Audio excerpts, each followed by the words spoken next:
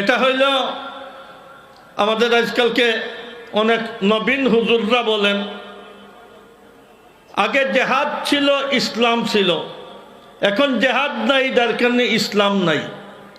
এই কথাটা খ্রিস্টানদের ভাষ্যকারেরা, এটা ইহুদ খ্রিস্টানের স্লোগান।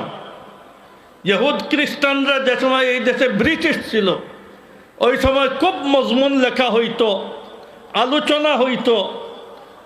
আর আপনার খ্রিস্টানরা বলতো যে মুহাম্মদের ভাগ্য ভালো, খুব ভালো যোদ্ধা এক গোষ্ঠী পেয়ে গিয়েছিলেন, যার কারণে কম দিনে আপনার ওনার রাজত্ব অনেক জায়গা জুড়ে আপনার কায়েম হয়ে গেছে।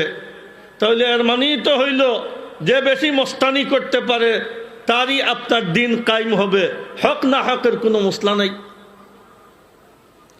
এটা কাফিরদের কথা। জেহাদের মাধ্যমে দিন হওয়া, কোনো জেহাদের মাধ্যমে কোনো জায়গায় কোনো দিন হয় নাই। বদরের কথায় কে দিন পাইছে? বদরের যুদ্ধে কে মুসলমান হয়েছিল? উহুদের যুদ্ধে কে মুসলমান হয়েছে? খন্দকের যুদ্ধ একমাত্র গতফানি